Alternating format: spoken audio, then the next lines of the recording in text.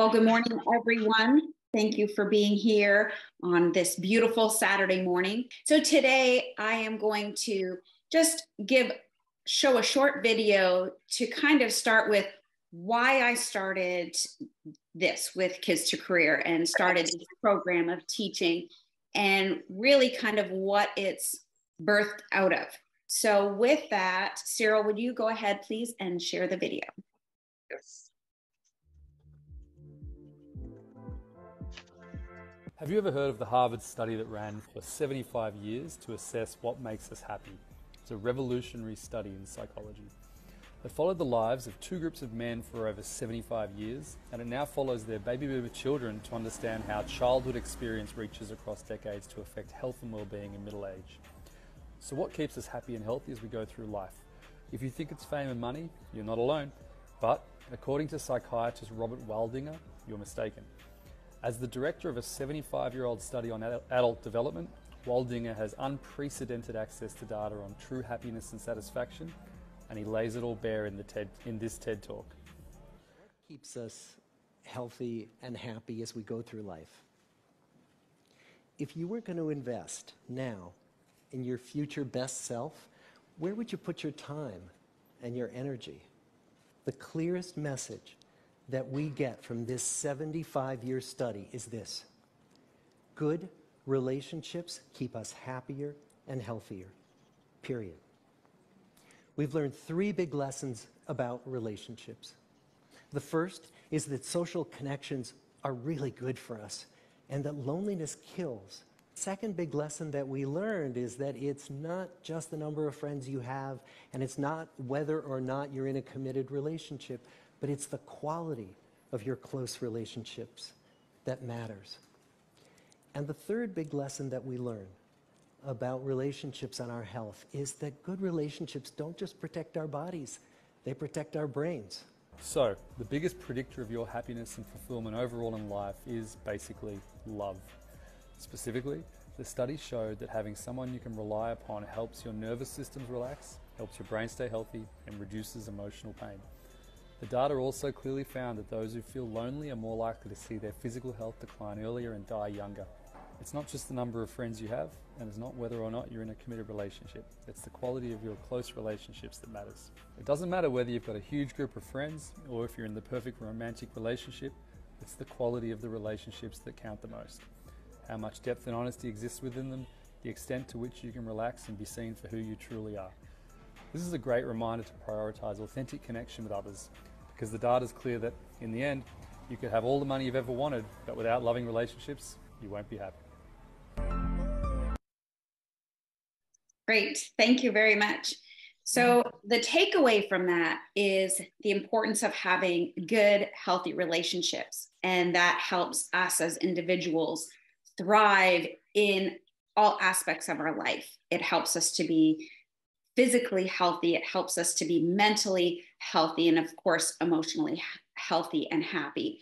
And this filters into our job and therefore in our families and all of the aspects of our life, and then brings success.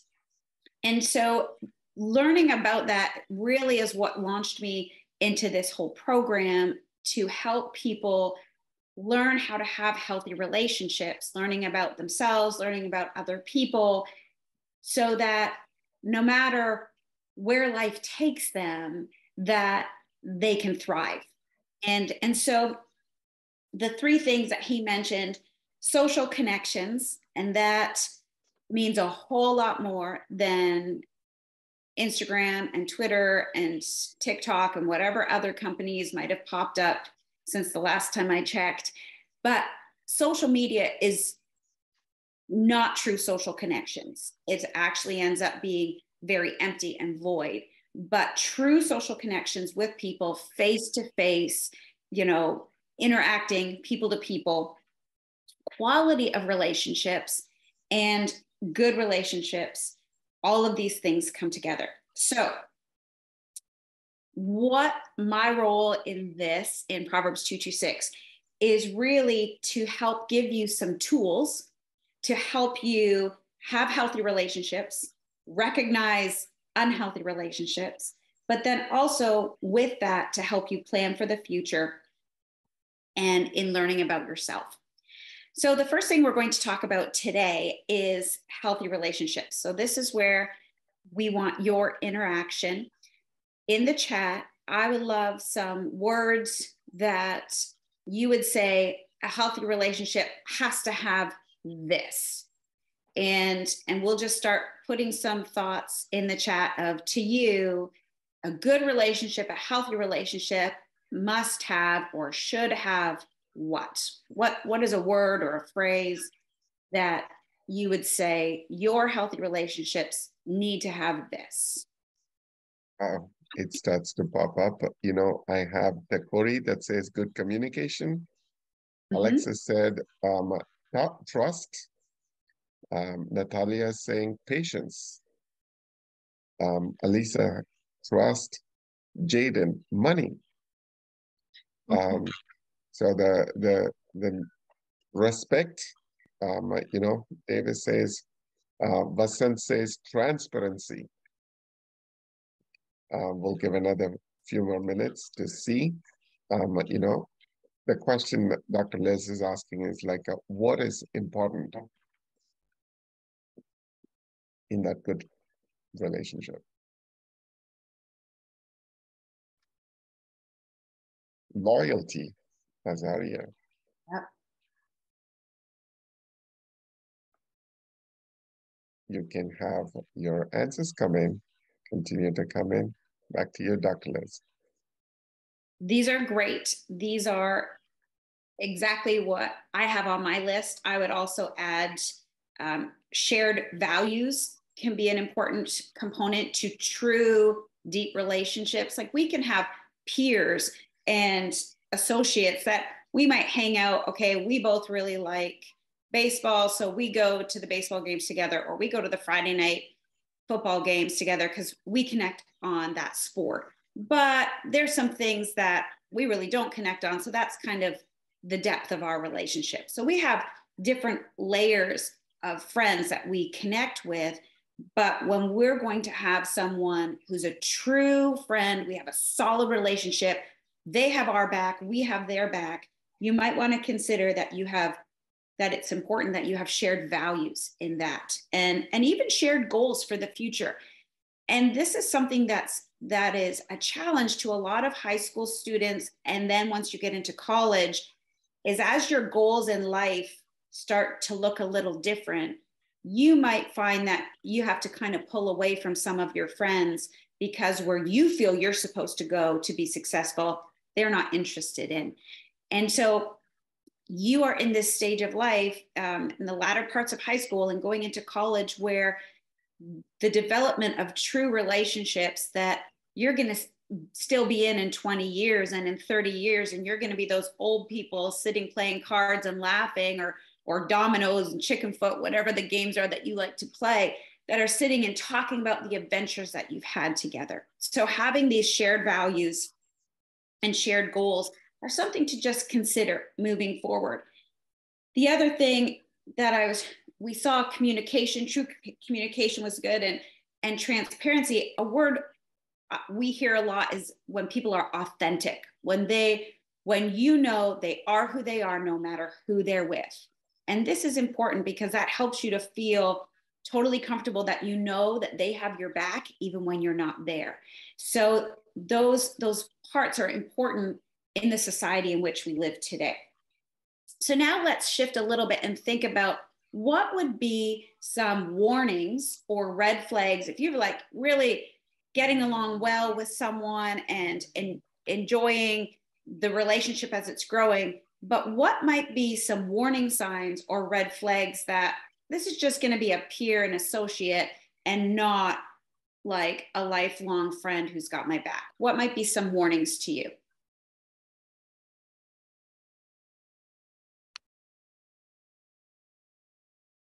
You can go ahead and put those thoughts in the chat.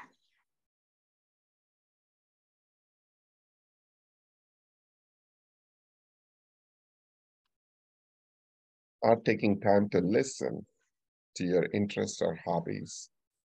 Cheruba says hiding stuff and lying, you know.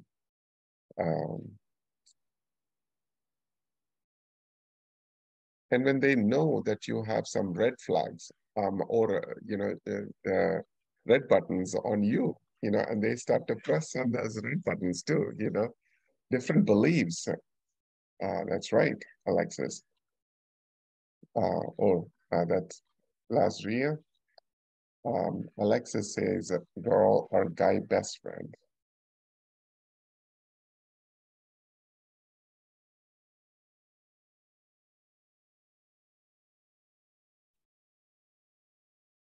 Those are great.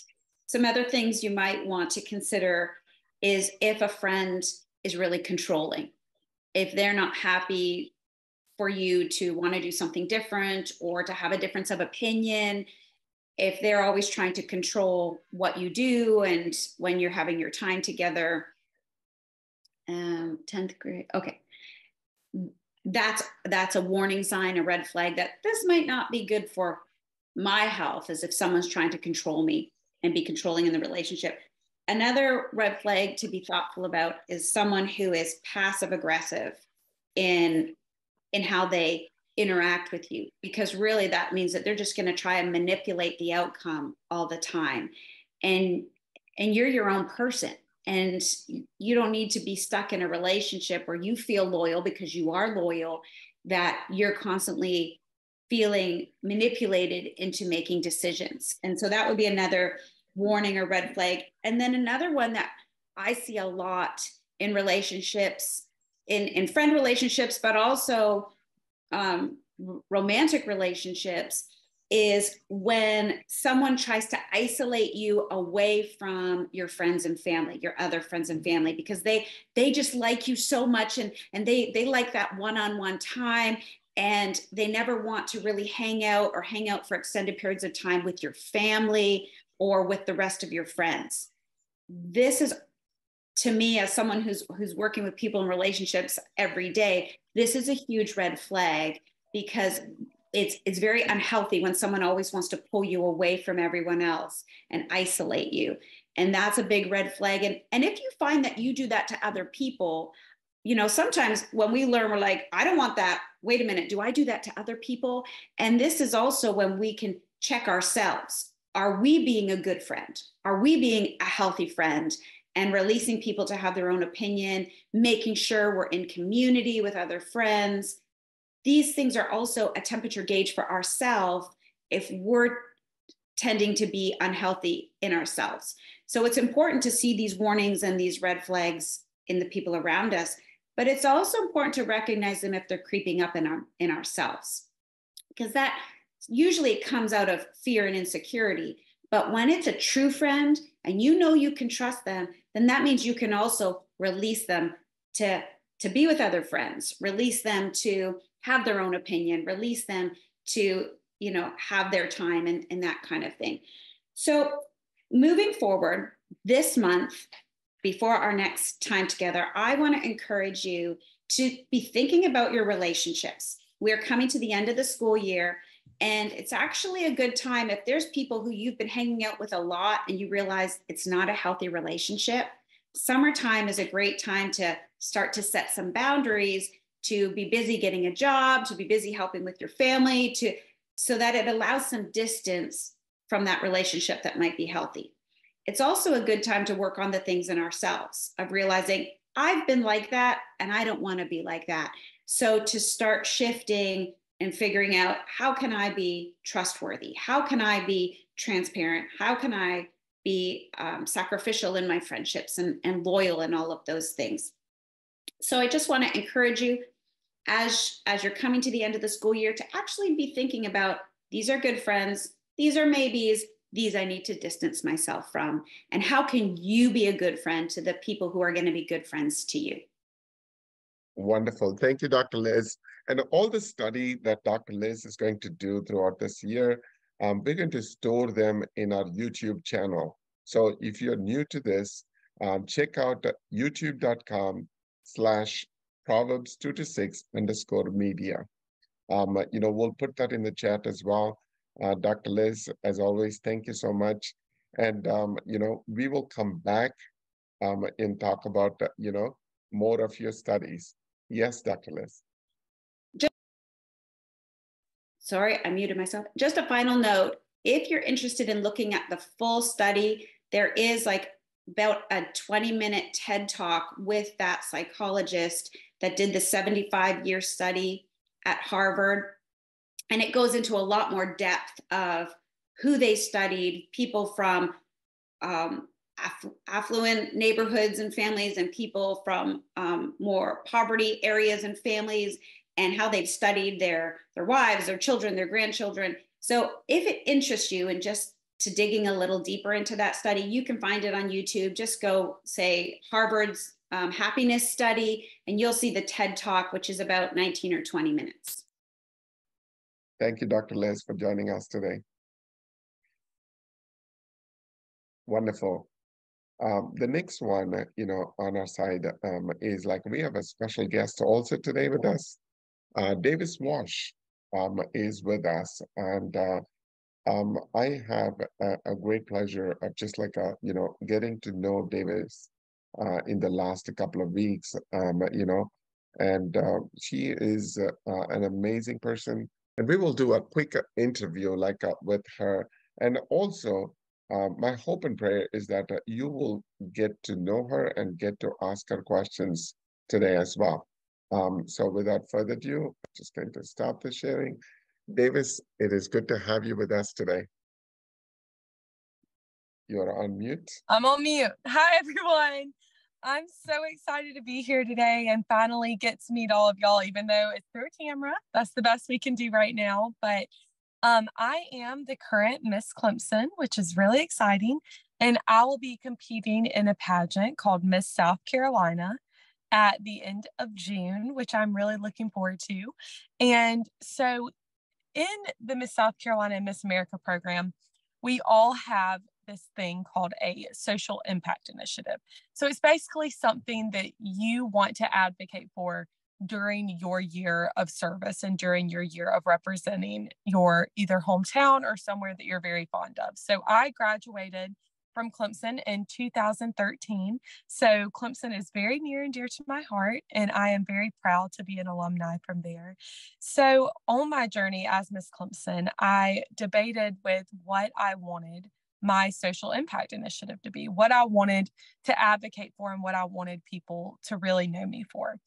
And to make a very long story as short as I possibly can, my family went through a huge tragedy that I never expected. I'm sure like most of you hadn't as well. My father was incarcerated for 6 months. My senior year of high school and during my freshman year of college, and sitting and waiting to go. I would go every weekend to visit my father with my mom and my 2 younger brothers.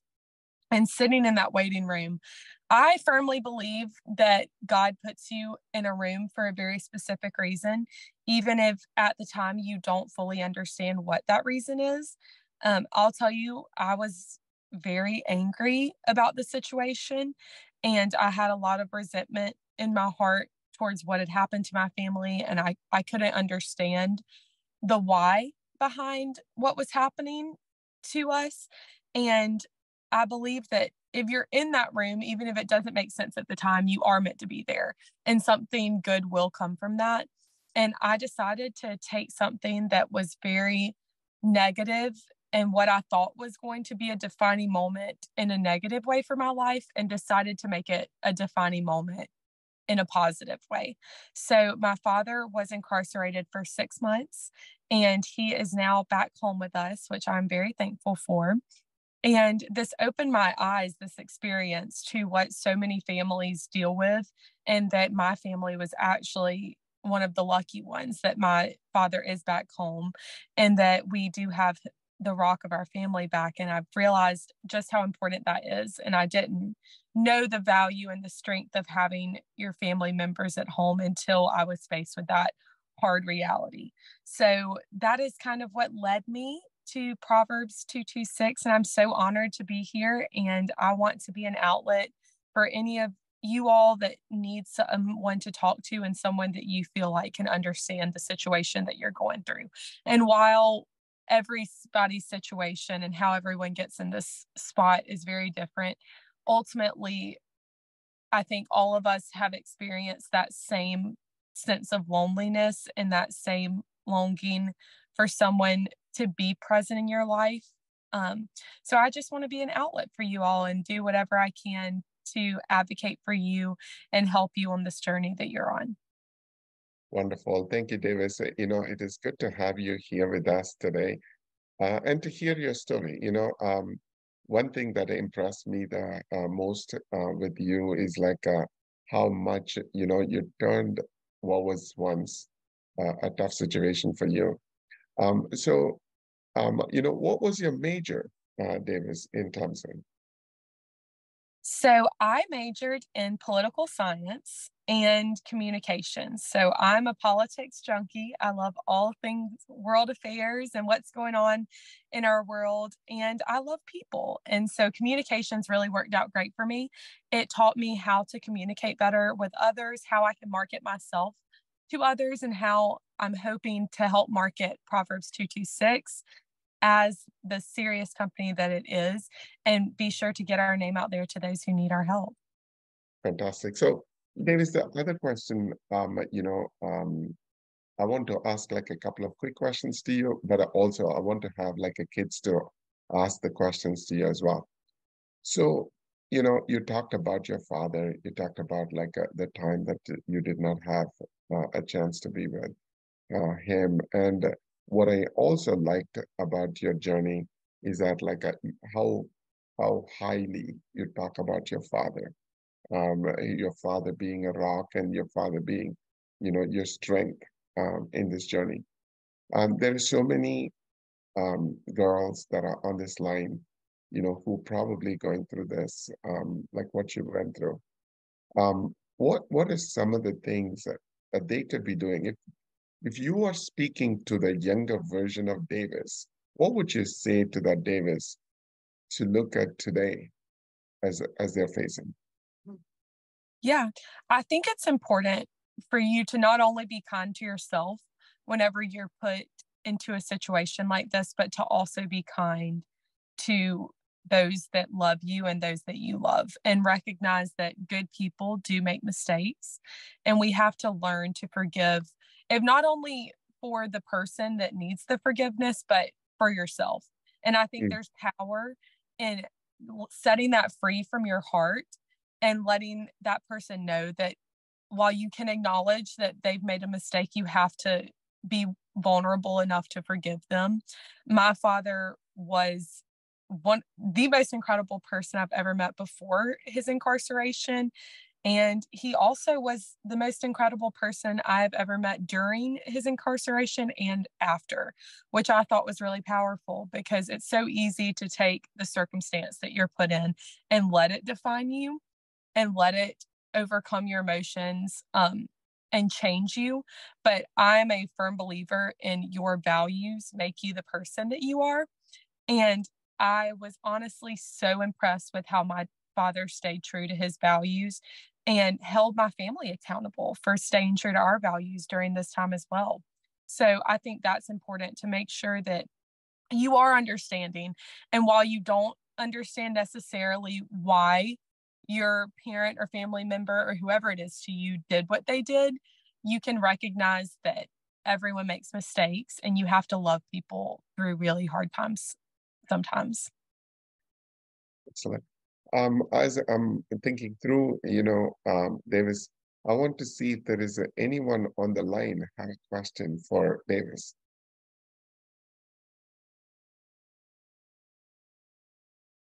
Very quiet group, Davis. They're just like warming No, up that's to okay. it. And if nobody feels comfortable asking something during the group call, I'm going to add my Well, okay, oh, there's a no, question. listen.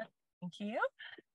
So what helped me get through it all? So I was very blessed to have really, really incredible family that pushed me, because at the time, I'm not gonna lie, I was kind of embarrassed, and a lot of my friends didn't know what was going on.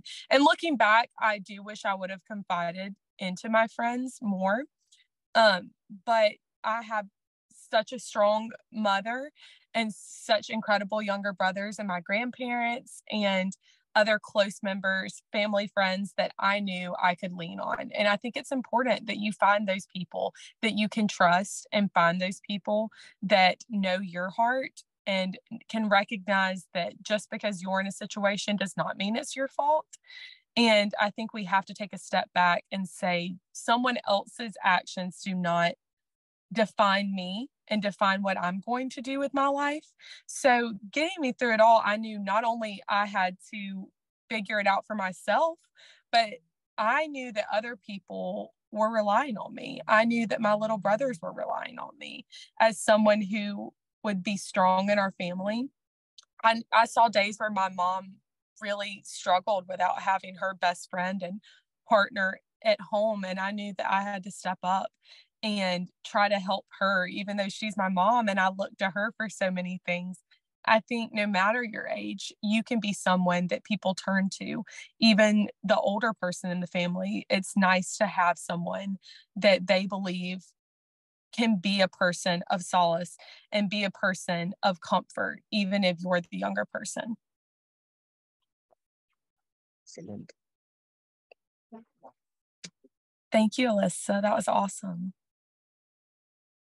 Any other question for Ms. Davis? Any volunteers have it? Mentors have questions for Davis? While they're thinking through, Davis, also, can you talk to us about like what you're doing with the Sesame Street and the book, that we are talking about taking through SEDC? So tell us a little bit about that. Alexis, thank you. I just saw your message. So very exciting partnership. I have partnered with Sesame Street with a program, and I will link it below as well in our messages. They have a really incredible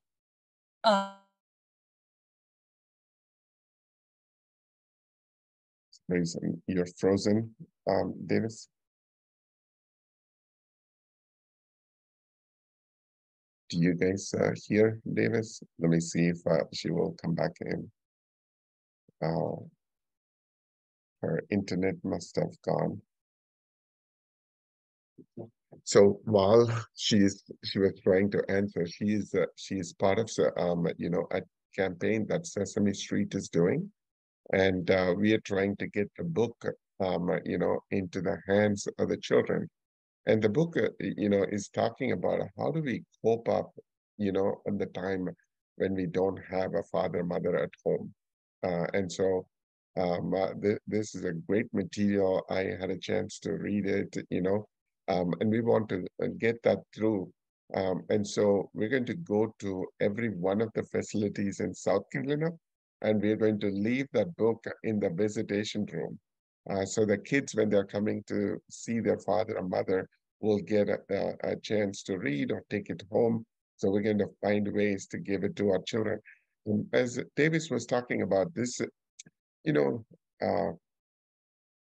our mind, coming to places like a Kids2Career is a platform for all of us. Some of you may be going through a tough time now. Some of you may have come out of the situation that you are in. But I've learned about this one thing, over the years.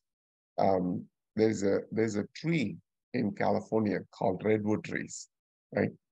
And normally the characteristic of a tree is that if it grows 10 feet tall, then it has to go down 10 feet, right? But redwood trees, even though they're like 10 or 20 stories tall, they don't go down. Instead, they go sideways and they hold on to the other roots of the redwood trees. So when the storm comes, when the wind blows, they actually hold on to the other redwood trees, right?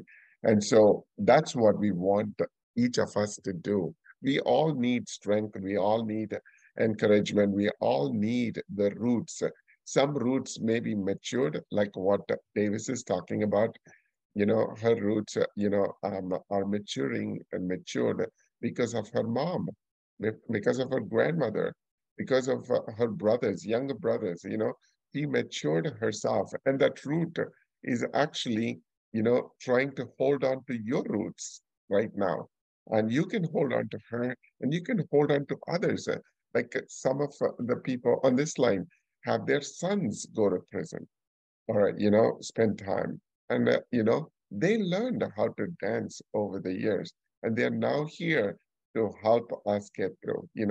And so, Davis, it looks like you're back. We lost you for a moment. I'm so sorry. If y'all can't tell, I'm in the car and my phone, it shut off. It said it was overheated. So I'm really sorry, but I don't remember what we were talking about. But Oh, it was very like I was asking about the Sesame Street book yeah. that we're going to leave in all the facilities and SCDC. Yes. So I have partnered with Sesame Street. They have this awesome thing called their workshop program. And it is basically a resource for youth that are going through really difficult times. And so they have different ones for different occasions happening, but the specific one that I'm working with is incarceration. And I will be passing out their book. It is named In My Family, and it basically talks about what it's like having a family member who is not able to be home with you and not able to go to special events with you. Whenever you're looking at your friends who are able to have their family members in person with them and going to events with them, what it's like coping with the reality of sometimes not always having that luxury.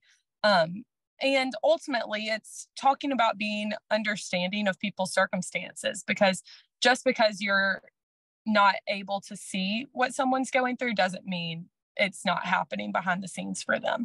So I will be going around South Carolina with Proverbs 226, trying to distribute those books across the state. And I'm very happy to send any of you all a book. If you want to drop your address, I will mail one out to you. Excellent. Wonderful. Before we let, Vasant and others talk about, do you guys have any questions for Ms. Davis?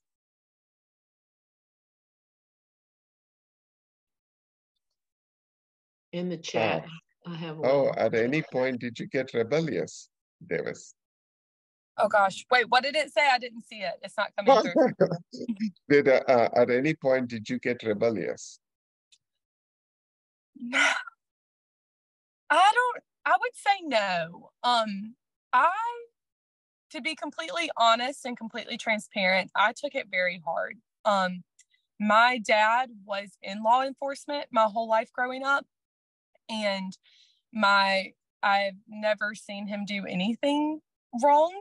And so I think it kind of shook me seeing my father in a place that I had never mentally put him there before.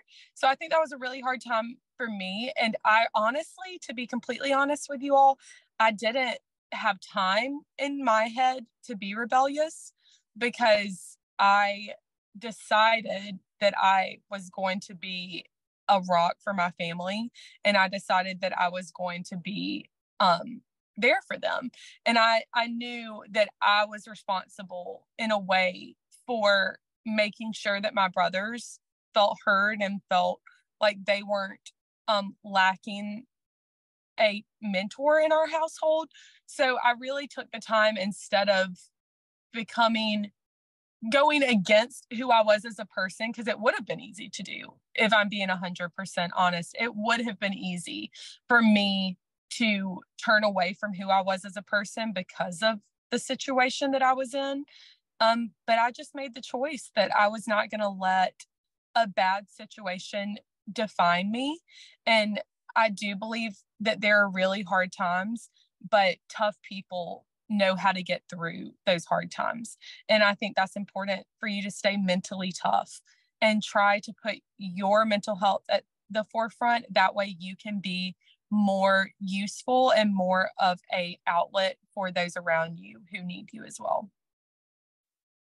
Excellent.